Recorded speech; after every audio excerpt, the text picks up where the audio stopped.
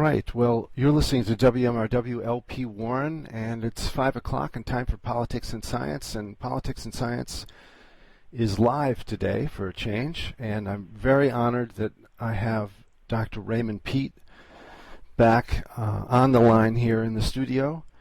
And let me bring him up here. I'm going to use the same bio I had for you years ago, right? Which is that you have a PhD in biology from the University of Oregon, and with a specialization in physiology. And I also consider you a science historian and ombudsman. I've added that.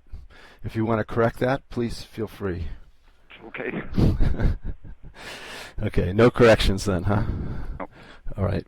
Well, I've wanted to get you on again because you're interesting to hear on any subject, and we particularly have this weird emergency going on here that I think has got everybody spinning, and that's the so-called Corona-19, or was it called COVID-19 pandemic? Yeah. And I just wanted to get your take on that, and then maybe we could talk about the science behind pandemics and viruses and all of that, and maybe cover vaccines at the end. So feel free to just jump in. And what do you think is going on right now? First of all, I'm not sure anything special is going on in the virus and infection world. It's definitely happening in the media and politics. Mexico isn't getting excited, and they've had, I think, 16 mild cases. But the CDC for years has been reporting the annual respiratory or flu-like death rate as being in the tens of thousands of deaths per year in the United States. And so 100 or 200, the average number of deaths from respiratory disease being, say, 30 or 40,000, if you look at the historic percentage of those respiratory diseases, about a 10% of them, roughly from 5 to 15%, are historically coronavirus infections, and the others are things as simple as rhinovirus or respiratory syncytial virus, things that are range from mild sniffles up to serious pneumonia. But historically, about 10% are corona-type virus. And so if 30 or 40,000 people are expected to die from a flu-like respiratory disease, we would expect to have 3,000 or 4,000 deaths per year from a coronavirus respiratory infection. So I don't see any evidence at all that anything is happening on the real biological level. Are you there? The line seems to have... Sorry, Ray. Sorry, that was my fault. Do you hear me now? Yeah. Yeah, I was just saying that that the official line is that the crisis actually hasn't happened yet, but you're saying in a given year we should still see 3,000 to 4,000 deaths from coronavirus. Yeah, in an average year. That could still happen. We could get up to the average mortality associated with coronaviruses, but we're not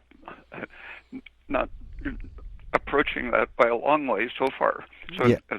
a lower than average year as far as the actual figures that exist indicate. So just looking at the actual numbers, it looks like we're slightly deficient in cases and deaths of respiratory problems associated with that virus. And that's looking at the historical data. Yeah. Yeah, because and if you look at, have you checked out the Chinese or the Asian data at this point? Are they up? Is the corona deaths up from their average? Yeah, they haven't talked about the average for corona. They weren't gathering that data, but they say this is just slightly more deadly than a typical influenza virus or the other things causing respiratory disease. So it is somewhat, according to their figures, just slightly more deadly. But the problem is Italy always has had about twice as many respiratory or flu-like deaths per year per capita as the United States. Oh.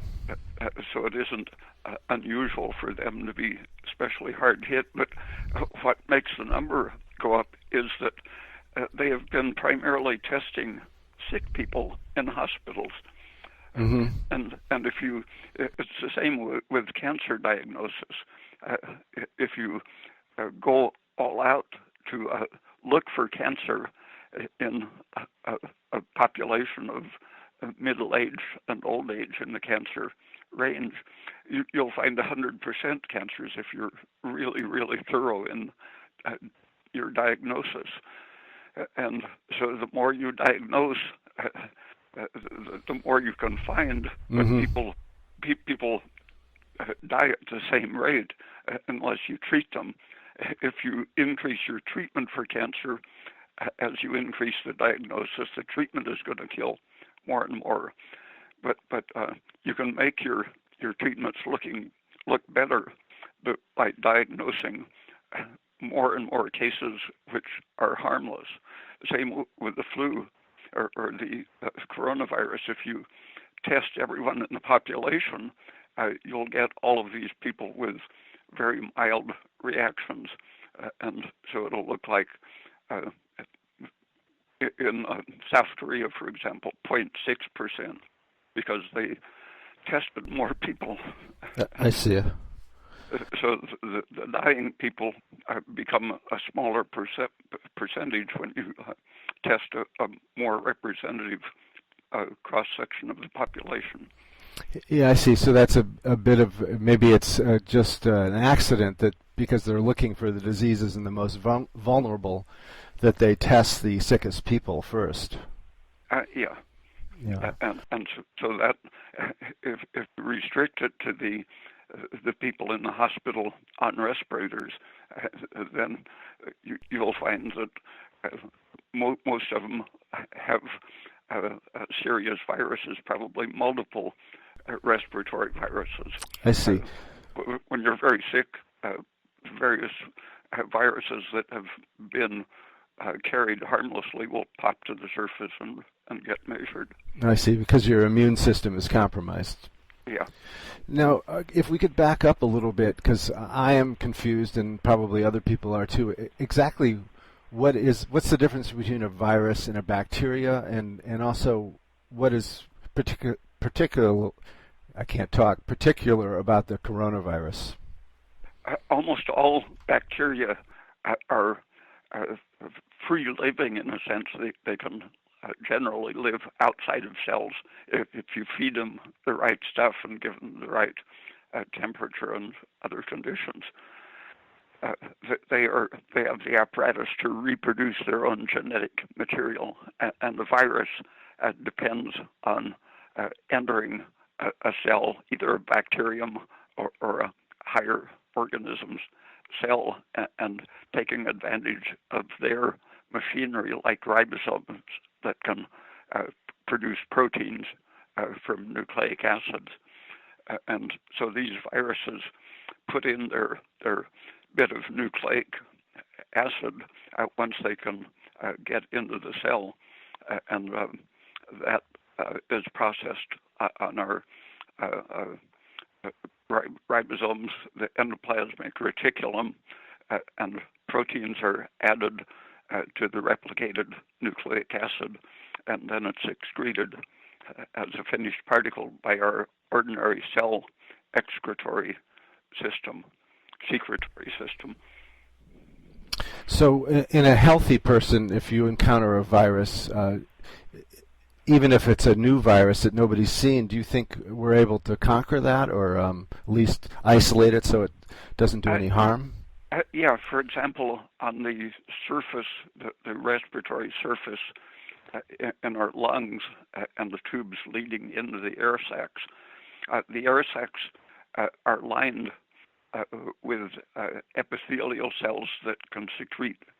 There are cells around the air sac that secrete mucus that cover the epithelial cells, and to reduce the surface tension so that the air sac will stay open, there's a protein called a surfactant protein that has an oily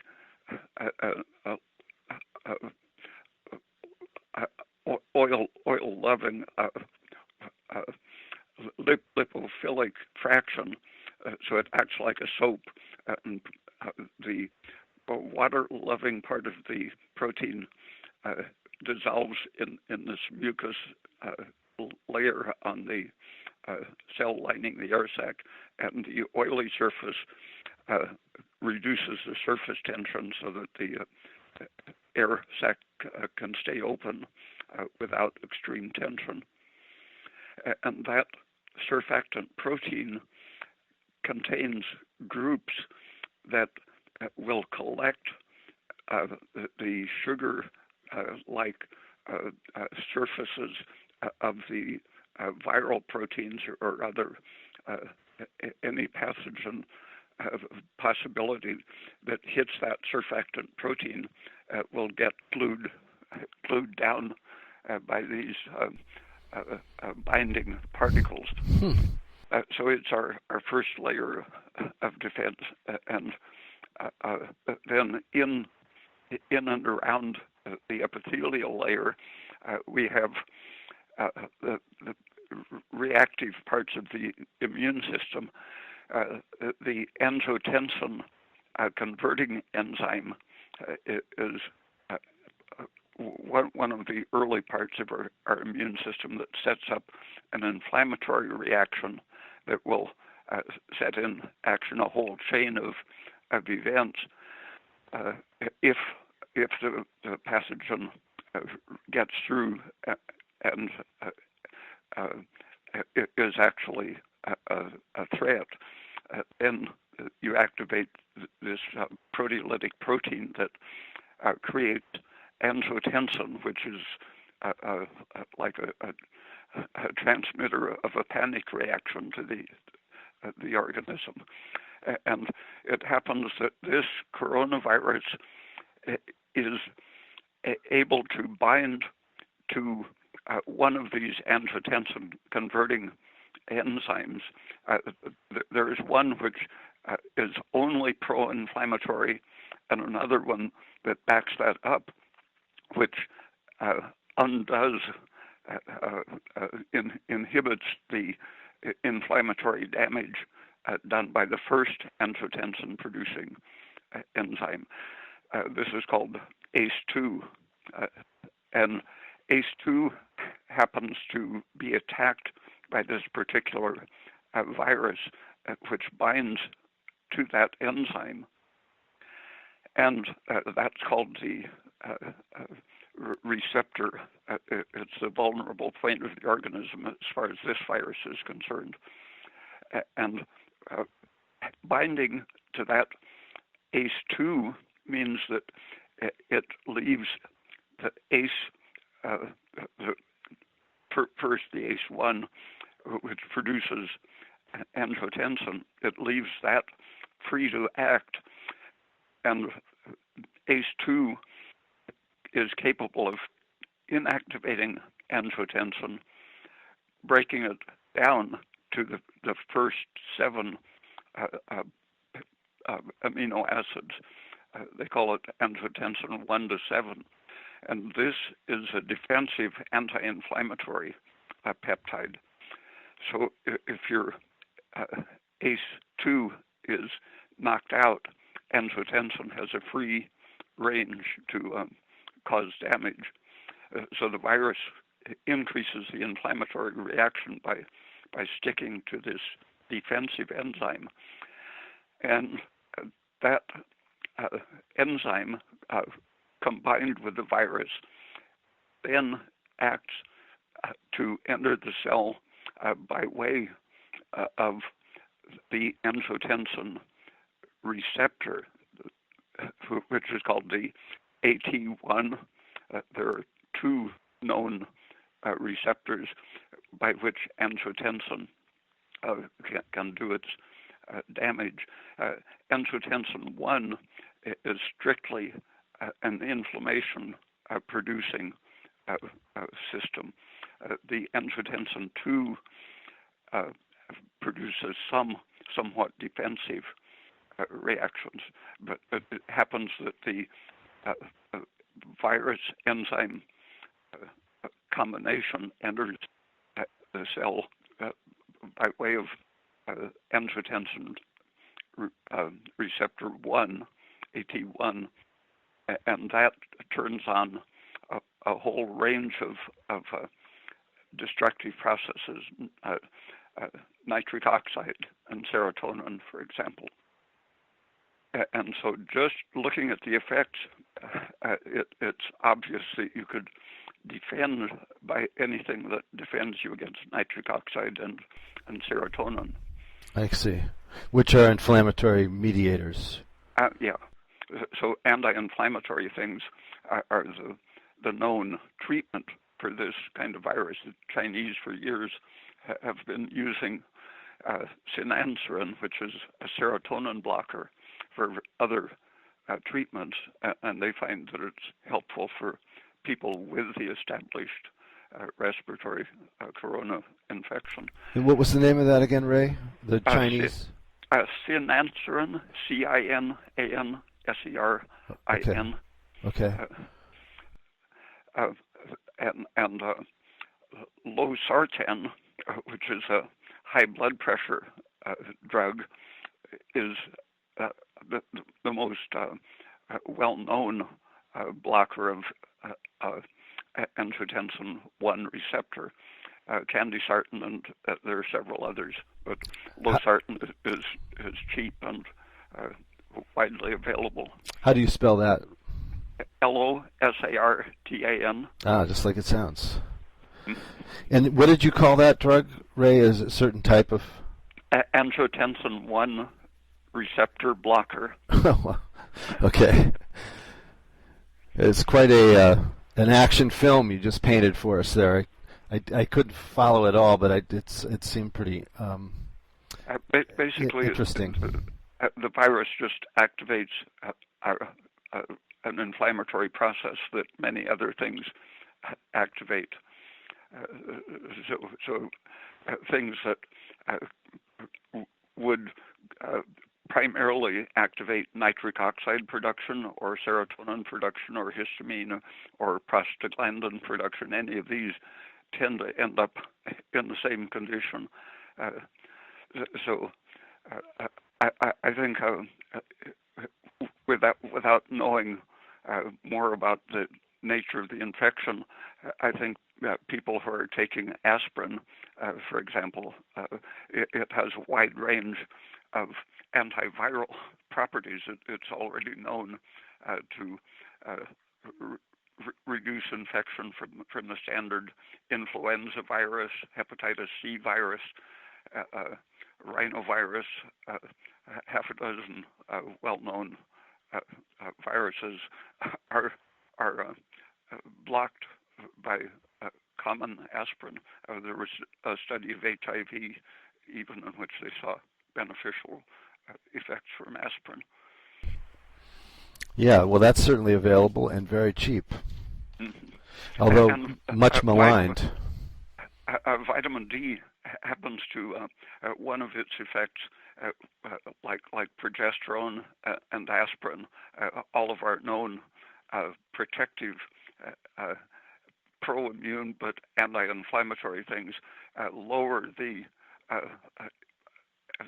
expression of angiotensin receptor 1. So they predispose us to be less inflammable. So it sounded like when you say that the see if I can get my words correctly here. When they enters your lungs, your cells put out a kind of a lipid of some kind. Naturally, we are just once we're born and start breathing, we depend on the production of this surfactant protein. So it's everywhere normally, and our intestines have similar layers of defenses. Right at the very surface, mucus will be a barrier against infection, and then at the surface layers of cells and so on. And these viruses, the coronaviruses, don't just specialize on the lungs. They can infect the mucous membranes in the nose and the intestine. So the thing that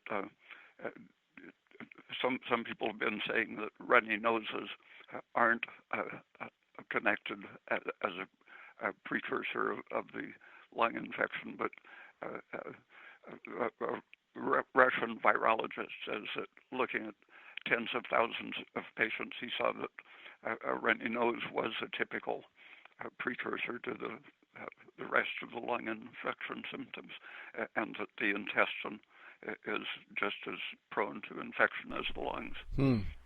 So eating something could make you sick if you're feeling weak. Now, I don't know if that's true, but it's possible to eat the virus and it could attack your intestines. Is that what you're saying?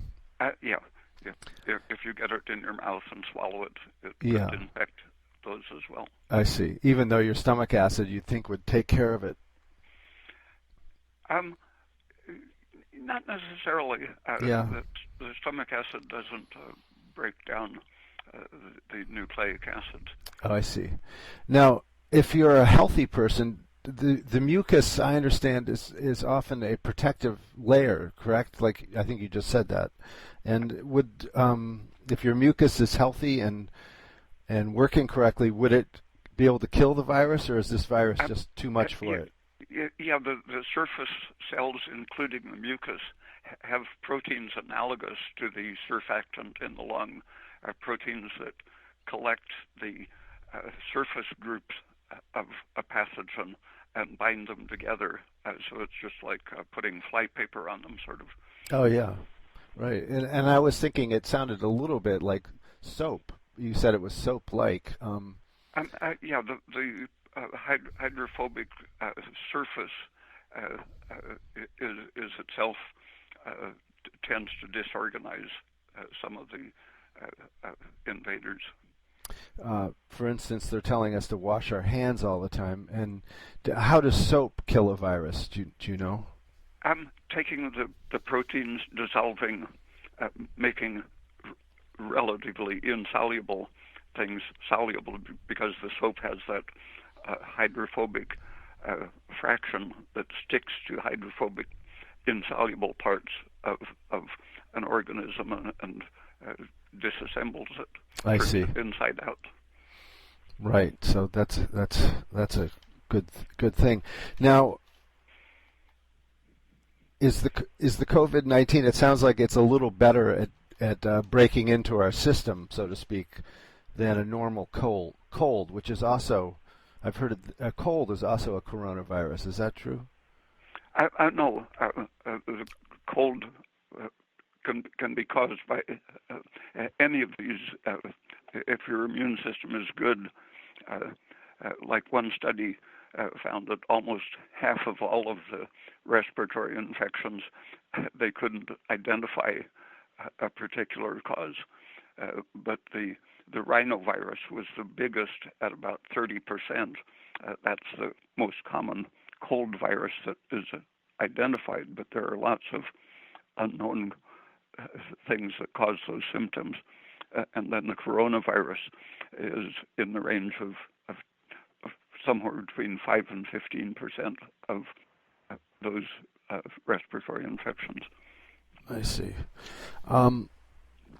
So, do you think the reaction of the government at this point is over the top, considering? Unless it was their purpose to create international chaos, for example, to try to finish off Iran by cutting off their medical supplies while they're having a epidemic. That's right. The Trump administration is intensifying the sanctions at this point. Yeah. You would suppose that it would fit into their plans, and if it's not really a threat, otherwise it becomes a threat when you do all of these insane things. For example, I just learned that all of my favorite brands of milk have been discontinued for the duration of the panic. Really? I hadn't. Why is that? I don't know. I don't think they know. Are they claiming milk as a carrier? No, but I have noticed that over the last several weeks, the Lucerne brand that I normally get, they reduced it to one little row in the supermarket and weren't replenishing that. But then today they said they were discontinuing it. Wow, that's annoying. Yeah. Well, worse than annoying because you don't have any milk. Yeah. Well, yeah, I'm sort of puzzled by the reaction, and everybody around here is trying to cope with it. Yeah, the media, including the big science media like Nature, the International Science magazine, they are getting kind of excited in denying that it was an intentionally created virus, which was leaked either accidentally or intentionally. They I think yesterday published a paper explaining technically why it would be impossible for them to have done it. But the fact that they're rushing so fast to deny that it could have been leaked accidentally out of a lab.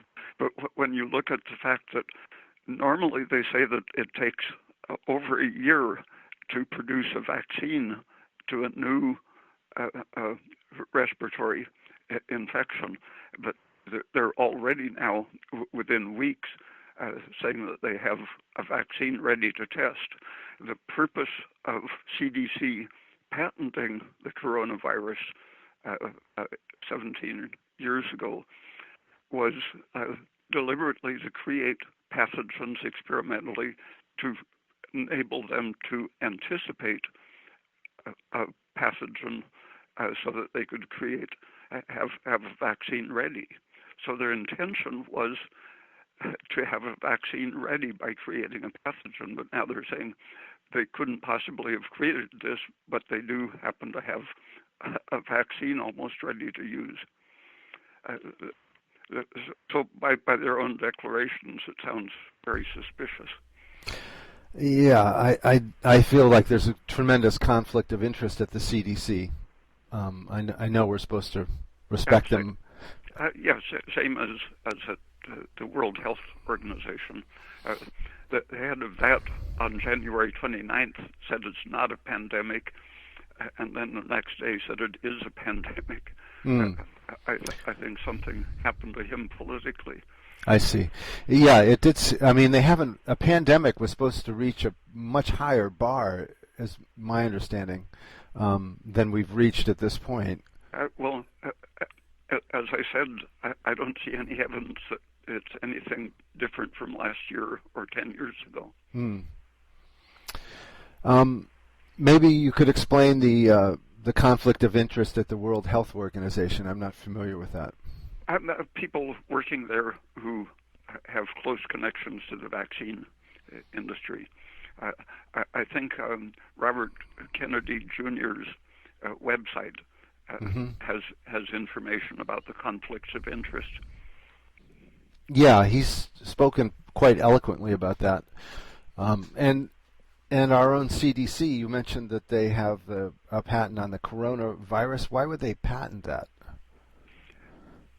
Well, so that they can license a vaccine, I suppose. I see. That gives them the right, sole Yeah. right to Hmm. licensing a vaccine that would treat that. Yeah, and now Trump's, I can't remember the name. I think his name is Fauci, F-A-C. Hmm. I've heard him speak. He actually seems like a fairly straightforward person. And he was saying it would be at least a year and a half minimum to put out a vaccine. Do you think he's just out of the loop? No, that's what they've been saying. Uh, Virologists in general say it takes time to develop it and uh, uh, to do actual testing. I think that's a very optimistic idea, because if they really had to test it, uh, it would take a generation. Because they But tested on animals. yeah, Yeah. and the way they have tested the safety of it, for example, is to in the control group to use the same adjuvant, aluminum adjuvant, for example, which is the most dangerous component. Uh, so they're using fraudulent safety tests. You can't have a test without a control group. I see. I mean, the control group is being fed the same Yeah, same. adjuvant, which is actually explain what an adjuvant is, Ray. You'll do it much better than I will.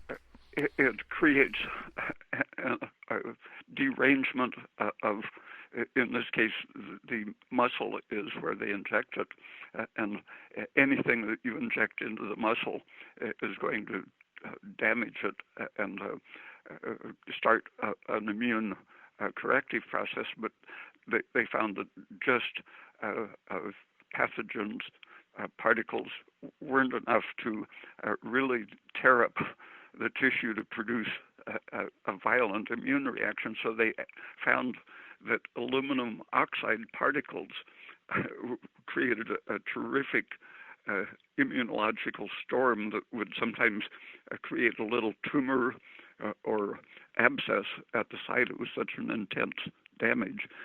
But that extreme inflammation at the point of injection activates a better, more systemic immune reaction. It turns your whole body into an inflammatory system. So people very, very often have a fever for a couple of days after getting a shot. Mm. So that's why some people, when they get a flu shot, they feel like they have a mild flu. Yeah, it's the same thing. It's a systemic inflammatory reaction, which is the whole purpose of the adjuvant. It wouldn't be an adjuvant if it didn't damage your whole inflammatory system. So you're saying when they do the testing, they don't have a controlled group that doesn't receive the adjuvant? Yeah, in many of the studies, that isn't the universal situation, but several of the very important studies were completely fraudulent by not having a control group. Mm. Yeah, I think that's considered standard in double-blind testing, isn't it? Yeah.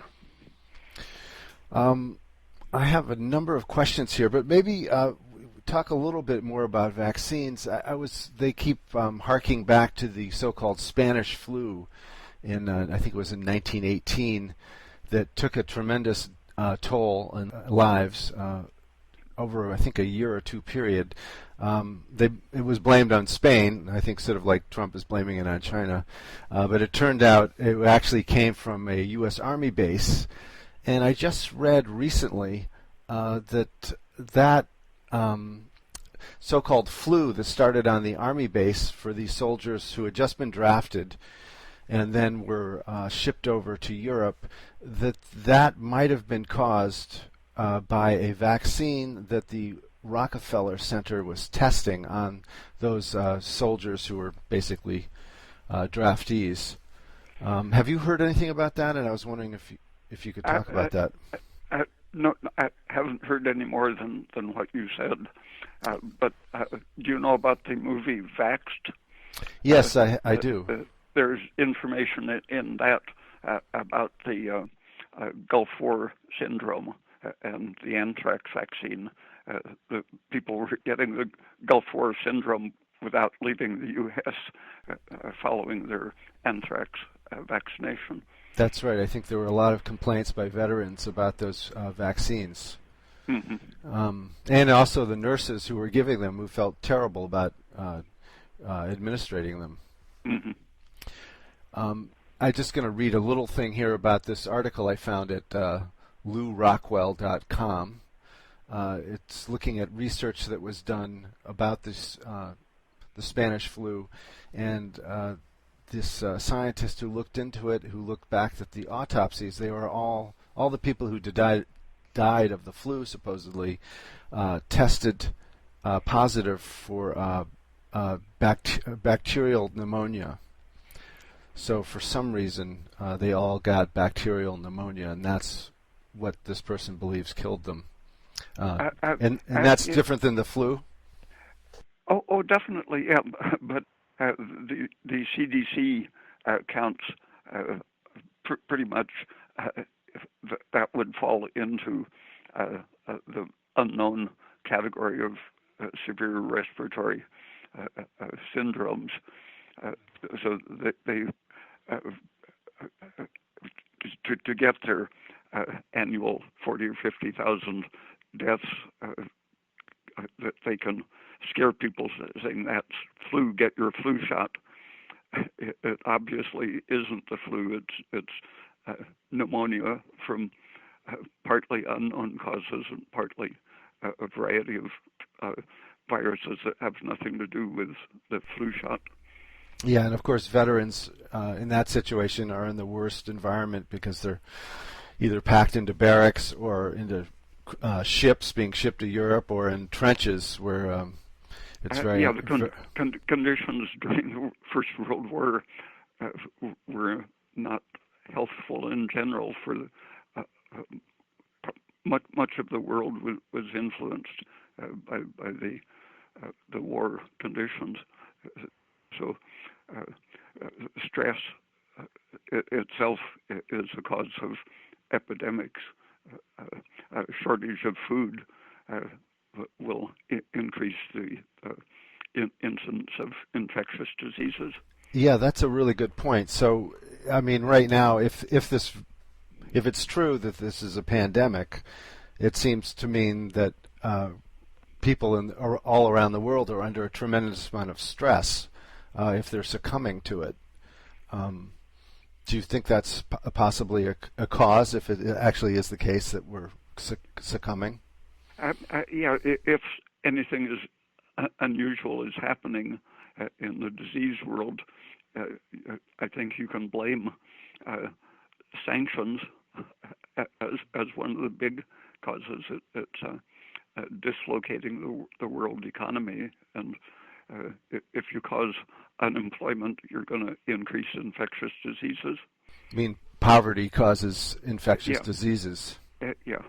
Yeah, causes ill health. And somebody else was speculating that all the places where the hot points for this viral infection also coincide with sites of 5G deployment, the new telecommunications standard that involves a lot more millimeter waves, basically being everywhere in the environment, so you can't escape these microwaves. Do you think that could contribute to the declining immune system? Yeah, I saw a good tape, an hour-long lecture by Deborah Davis, who she did a good book on cancer, the phony war on cancer, but this is a very good analysis of the electromagnetic damage that mostly they're claiming that it's safe on the basis of absolutely no research, but the animal research that exists shows that there is a real danger. That there is a degradation of the immune system from, like Uh, cell phones, for instance? yeah, for example, some studies, just the mild field from sitting at an electric sewing machine, they found that people who had worked on an electric sewing machine for 20 years had a very high rate of dementia. And anything that affects your nervous system is affecting your immune system. Right. So another reason to go back to a treadle sewing machine and a bicycle. Yeah. That's right. I'm going to switch and go to some questions here, Ray. Some people have nicely sent in questions for you tonight. I think mostly about this topic. Okay. So I'll proceed with that. Here's Caleb from Ontario, Canada. He would like to ask Ray how much of a role endotoxin plays in regards to a viral infection, and if the effects of endotoxin are increased in the presence of a virus. And maybe you could quickly tell everybody what endotoxin is. Endotoxin is a protein with fatty acids and carbohydrates attached to it.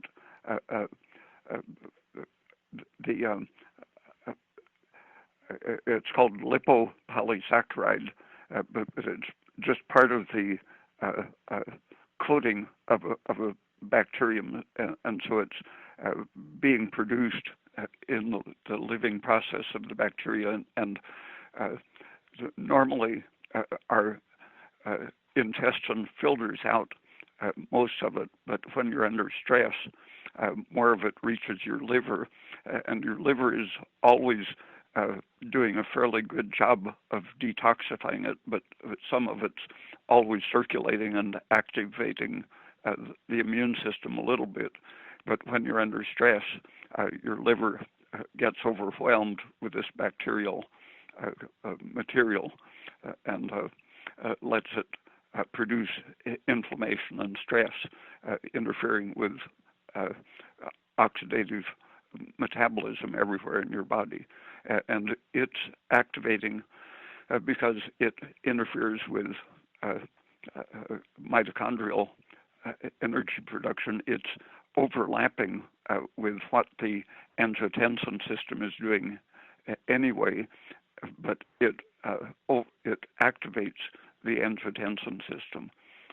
So the viral infection and anything stressing your intestine enough to make it permeable to bacterial materials will end up the same place, making you have inflammatory symptoms, sometimes with bowel-centered symptoms, other times lung and head-centered symptoms. Yeah, it's always amazed me. I didn't believe you when years ago when I first hear you talk about the intestine being so connected to your other organs.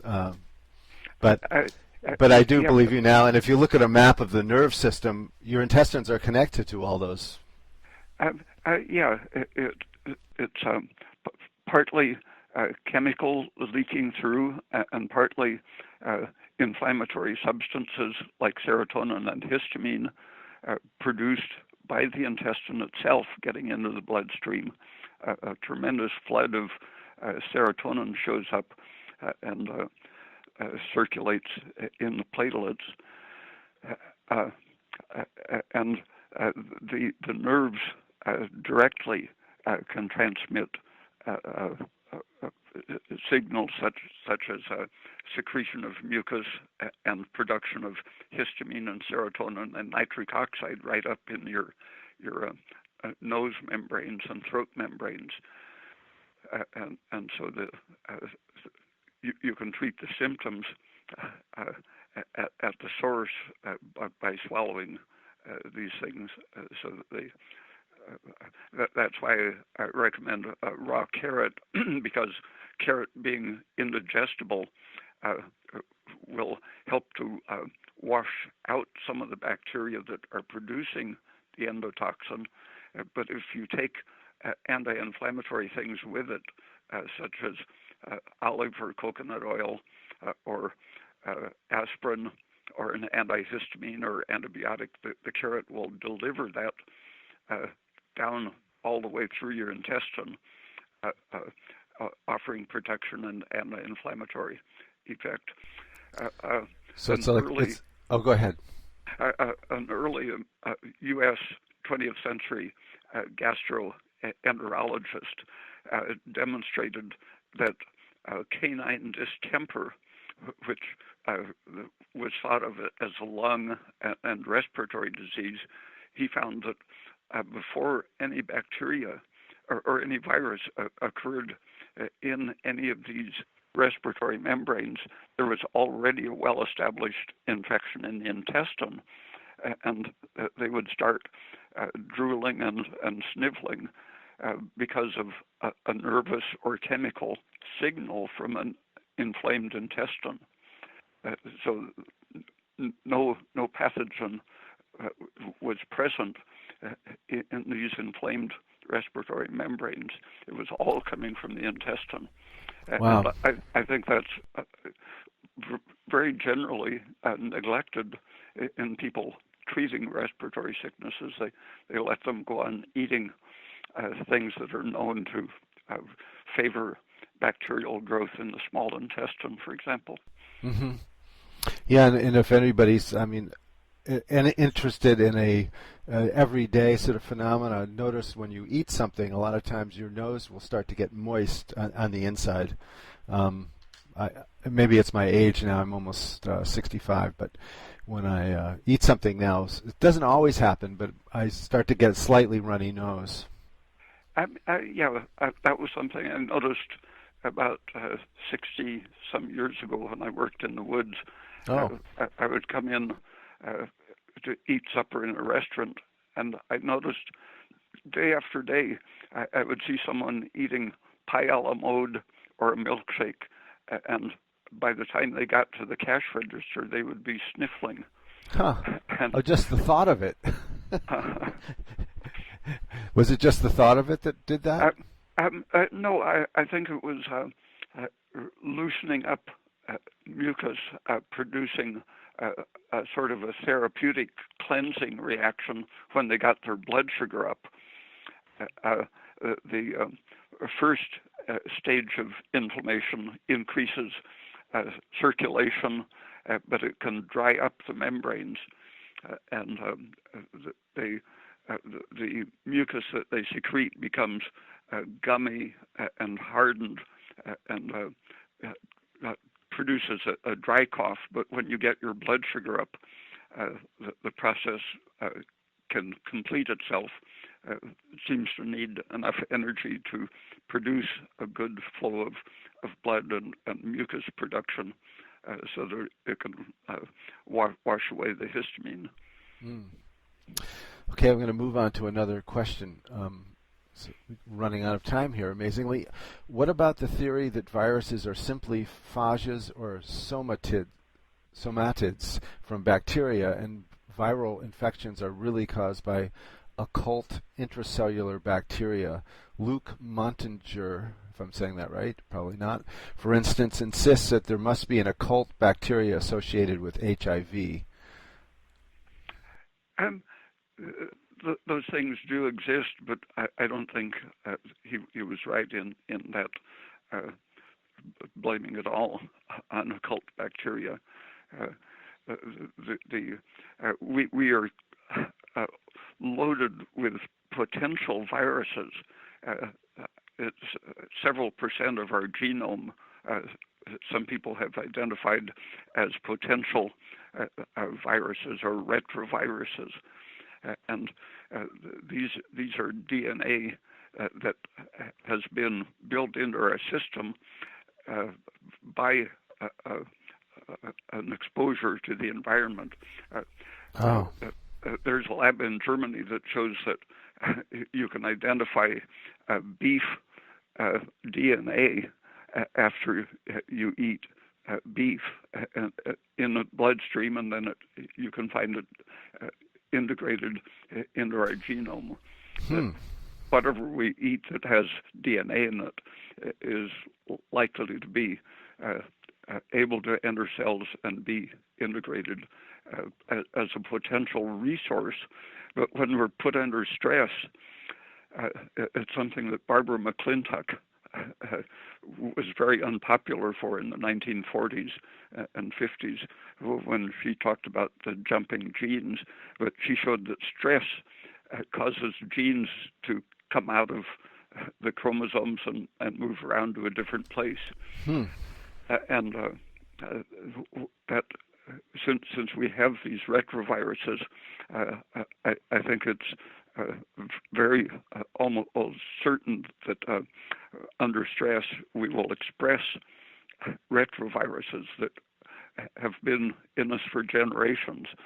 And if you look for them, it will look like you have caught a viral infection from the outside. That's what Peter Duesberg has been saying now for 40 years. That's very interesting. But it's really just something coming out of you when you're getting disorganized. Yeah. When the people with the tests for the HIV virus have looked at blood stored from Army recruits in the 1960s and 70s, every year that the stored blood showed roughly a 0.5% HIV infection, every year the same. And current, more recent tests have been in the same range of a general population. If you look at sick people, you'll find a higher percentage, so it looks like an epidemic. You go to Africa where people are under stress and exposed to many infectious diseases, you'll find a very high infectious rate, so-called of HIV virus. But the standard healthy population historically has been 0.5%, and if you stir up the organism and cause rearrangement of the genes, as McClintock showed, the stress induces the expression of what we can call viruses, retroviruses. I see. I'd never understood what that meant before. I'm going to move right along here because here's a pertinent question. This says, I heard that immunity after an infection with a coronavirus is quite short-lived. Unfortunately, I do not remember where he heard this. Does Mr. Peat have any opinion on acquired immunity to coronaviruses? No, not at all. But one thing that is known is that after this kind of a severe respiratory infection, there is a great increase in the risk of pulmonary fibrosis, just because inflammation leads to fibrosis and reduced lung function. So apart from any future risk, I think the real thing to worry about is to stop the progression of that angiotensin-related inflammatory production of tissue fibrosis and stiffness. I see, and anti-inflammatories will do that. Yeah. I see.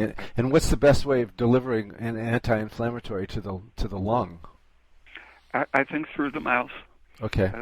Just eating it like losartan is currently, and the Chinese are recommending a variety of things. They're including some virus-killing chemicals, but I think their main recommendations are losartan and sinanserin, the anti-serotonin things being very broad-spectrum protective anti-inflammatory. So I think cyproheptadine is a good, safe, broad anti-inflammatory. Mm-hmm. And a lot of people are recommending the old approach to viruses, the idea of killing the virus, and in the 70s and 80s, antivirals based on the idea of nucleoside analogs to mutate the DNA of the virus, acyclovir and ribavirin, for example. And at that time, a lot of people were saying if you mutate the DNA or RNA of a virus, aren't you likely to be mutating the human DNA? And the FDA approved studies that said absolutely no, they're absolutely not going to mutate your gonadal DNA. But in recent years, 40 some years later, the studies are saying, yes, definitely they injure the gonads and mutate human DNA. So people are now recommending a widespread use protectively of nucleoside analog antivirals. But I think widespread use of that is going to create genetic damage to the reproducing population. Yeah, and we're already seeing a lot of sterility amongst the general population. Mm-hmm. Well, we really don't have any more time. So I apologize to everybody who sent in questions and we didn't get to them. Maybe perhaps, Dr. Peat, you'll come back sometime and we could cover some of these. Perhaps at this point, with only 4 minutes left to go, we should just sum up what's the best course of action for people to protect themselves. My first recommendation was to eat well and make sure your vitamin D level is up to around 50 to 60 nanograms per milliliter on a blood test, which often takes 5,000 units a day, and to use a very safe antiviral such as aspirin. But if there's a sign of an infection, then I think losartan and the anti-serotonin things would be appropriate to limit the degree of inflammation and not to worry about killing the virus or becoming immune to some future variant, because your immune system is a lot better than the vaccines, but still the immune system doesn't necessarily keep up with a mutating virus. Mm. Okay, and the losartan and cyproheptadine are good things to go to if aspirin isn't working? I think so. The Chinese recommend sinanserin. Oh, that's right. I don't know. It might be better than cyproheptadine. Mm-hmm. Okay, and you can also get vitamin D from sunlight, right? If you're in some place where it's sunny enough. That's the best thing. Yeah. All right. Well, thanks for being on the air tonight, Ray. I really appreciate it, and I think everybody else does too. And if you don't mind sometime coming back, we'll get to these other questions. Okay, anytime. Okay, that's wonderful. So maybe we'll do it next week if you're up for it. Okay. Great. Well, thanks so much, and I'm wishing you a good night and stay healthy. Okay, thanks. Bye. Okay, thanks, Ray. Bye-bye. All right, thanks everybody for listening tonight. You heard Dr. Raymond Peat, and if you want more of his information, he has many articles on his website, which is raypeat.com. There's no charge. You can just go there and read a lot of good information and very interesting stuff, too. So I hope you can avail yourself of that. I've been your host for Politics and Science, John Barkhausen, and it looks like next week we'll be back again with Dr. Raymond Peat to talk more about the coronavirus and get to some of the questions that we didn't get to tonight. And thanks to everybody who sent in questions. They were excellent, and we'll get to more of them next week, 5 o'clock Eastern Standard Time at WMRW.org. And now it's time to say this is WMRW LP Warren, and we're going to Letters in Politics with Mitch Jeseritz. Thanks for listening.